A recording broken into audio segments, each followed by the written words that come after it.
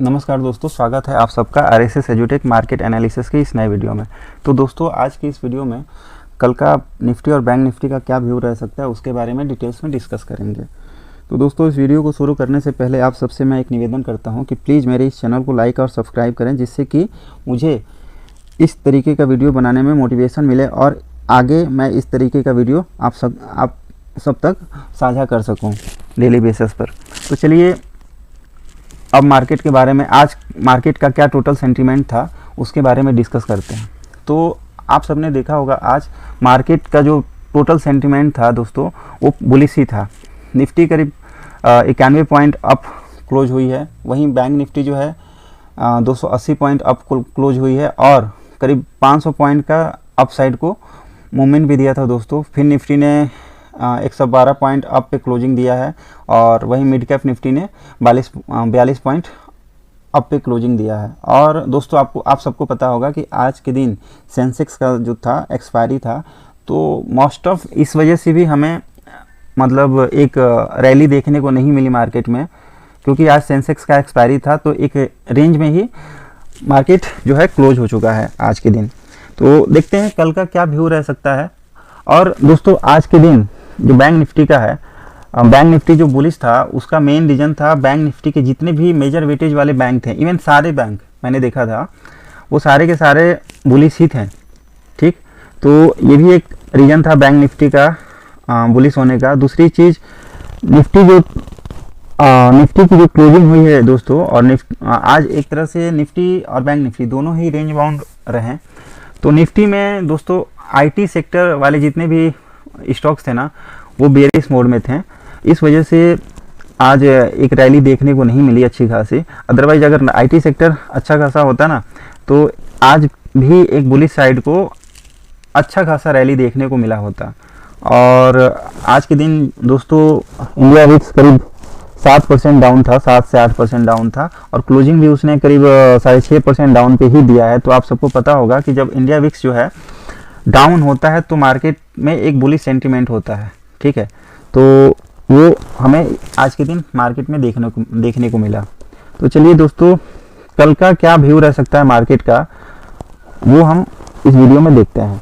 तो दोस्तों वीडियो आप सबको मैं बता दूं कि आज के दिन ना एक इंडिया का जीडीपी एनुअल डाटा आने वाला है। जीडीपी एनुअल डाटा जो ग्रॉस डोमेस्टिक प्रोडक्ट होता है उसका डाटा आने वाला है। तो देखते हैं कि डाटा कैसा आता है। अगर डाटा पॉजिटिव आएगा दोस्तों तो मार्केट जो है उसको पॉजिटिव में मिलेगा और हो सकता है एक कल को अच्छी खासी रैली देखने को मिले।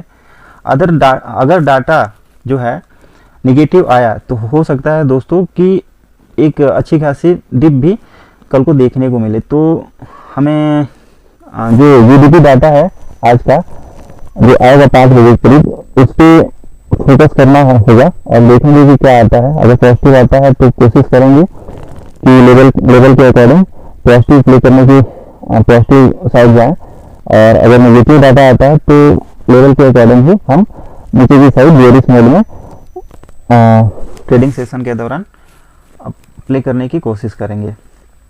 तो चलिए दोस्तों निफ्टी, वैसे डाटा तो अलग चीज़ है, लेवल्स को डिस्कस कर लेते हैं। तो कल के लिए निफ्टी और बैंक निफ्टी का क्या लेवल हो सकता है उसके बारे में चलो दोस्तों डिस्कस कर लेते हैं। तो देखिए दोस्तों आज के दिन जो निफ्टी ने एक्चुअल में क्लोजिंग दी है ना, वैसे तो 23,707 पे फुल एंड फाइनल उसकी क्लोजिंग हुई है, लेकिन वैसे कैंडल जो क्लोज हुआ है 23,694 पे हुआ है, कोई दिक्कत नहीं। तो दोस्तों कल जीडीपी डाटा जो भी आए, ठीक है, कल के दिन अगर मान के चलिए कि जीडीपी डाटा पॉजिटिव आता है तो एक गैप अप ओपनिंग का होप हो सकता है। तो अगर गैप अप होता है तो हमें ट्रेड जो है पहले 5 मिनट की कैंडल के अकॉर्डिंग ही लेना है। अगर मान के चलिए कि पहला 5 मिनट का जो कैंडल है, ठीक है, वो गैप अप ओपनिंग में क्लोज हो जाता है, उसके बाद दूसरा जो कैंडल है मे भी हो सकता है कि रिटेस्ट करने के लिए आए। तो जब दूसरा कैंडल 5 मिनट का आ जाए रिटेस्ट करने के लिए और 20 EMA के आसपास आ जाए तो आप जो है एक 20 EMA के नियरेस्ट जो सपोर्ट होगा उसके आसपास के लेवल पे स्टॉप लॉस लगाइएगा और ट्रेड लेकर के उसे प्ले करने की अप साइड की तरफ कोशिश करिएगा। तो अप साइड की तरफ दोस्तों जो पहला टारगेट होगा ये 23,770 हो सकता है पहला टारगेट। उसके बाद दोस्तों दूसरा टारगेट जो होगा 23,800 हो सकता है और तीसरा टारगेट जो दोस्तों होगा 23,860 के करीब हो सकता है। तो आप इसको प्रॉपर स्टॉप लॉस लगा करके प्ले करने की कोशिश करिएगा। जैसे ही आप देखो कि कोई भी कैंडल 20 EMA के नीचे क्रॉस करता है, प्लीज़ आप सबसे रिक्वेस्ट है कि आप सब उस ट्रेड से निकलने की कोशिश करिएगा, ठीक। और वहीं अगर मान के चलिए कि गैप डाउन ओपन होता है तो पहले 5 मिनट के कैंडल के फॉर्मेशन का आपको वेट करना है और उसके बाद आपको उस 5 मिनट के कैंडल का जो वीक है देखना है कि वो 20 EMA के आसपास है क्या। अगर 20 EMA के आसपास है तो उसका स्टॉप लॉस लगाना है और या फिर 20 EMA के आसपास जो भी आपको सपोर्ट जोन दिखे उसका स्टॉप लॉस लगाना है और उसके बाद ट्रेड लेने की कोशिश करना है।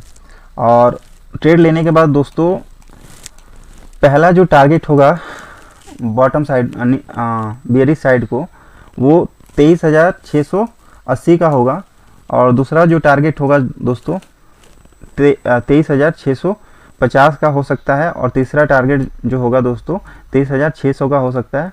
और वैसे ही आप नीचे की साइड स्टॉप लॉस ट्रेल करते हुए प्ले करने की कोशिश करना। जो मेरे अकॉर्डिंग अगर ज़्यादा बेयरिश डाटा आता है तो करीब कल जो 23,450 का लेवल है वो भी कल को टच कर सकता है। तो देखते हैं डाटा क्या आता है दोस्तों, और जो डाटा आएगा वो लाइव सेशन के दौरान अगर मैं लाइव होता हूँ तो वो आपसे मैं शेयर कर ही दूंगा। चलिए दोस्तों अब बैंक निफ्टी के बारे में डिस्कस करते हैं। तो बैंक निफ्टी का भी वही सेंटीमेंट है, बैंक निफ्टी का भी वही व्यू रहेगा दोस्तों। अगर जीडीपी डाटा जो है पॉजिटिव आता है तो हम पॉजिटिव साइड प्ले करने की कोशिश करेंगे और जीडीपी डाटा अगर नेगेटिव आता है तो नेगेटिव साइड प्ले करने की कोशिश करेंगे। वैसे बैंक निफ्टी अभी भी दोस्तों बेयरिश सेंटीमेंट में ही है। जब तक बैंक निफ्टी जो है करीब 51,000 का लेवल क्रॉस नहीं कर देता हम इसको बेयरिश ही मानेंगे। और जब भी मार्केट जो है राइज होता है तो सेल ऑन राइज वाला कॉन्सेप्ट अपनाएंगे और एक प्रॉपर रेजिस्टेंस पे 20 EMA के ऊपर का एक स्टॉप लॉस लगाएंगे और नीचे की साइड प्ले करने की कोशिश करेंगे। तो चलिए दोस्तों कोई दिक्कत नहीं, कल के लेवल का डिस्कस कर लेते हैं।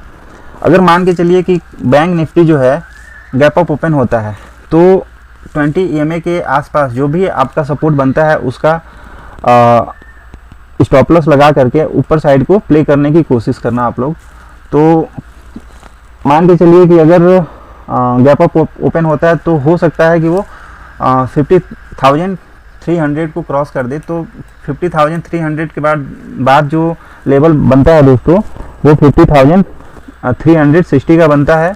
फिर उसके बाद 50,500 का बनता है दोस्तों। उसके बाद जो ऊपर का लेवल दोस्तों बनता है 50,600 का बनता है, 620 के आसपास का बनता है। और वैसे ही दोस्तों स्टॉप लॉस ट्रेल करते हुए आप प्ले करने की कोशिश करना। अगर डाटा दोस्तों पॉजिटिव आता है तो हो सकता है कि कल के ही दिन जो बैंक निफ्टी है 51,000 का लेवल को ब्रेक कर दे, ठीक है।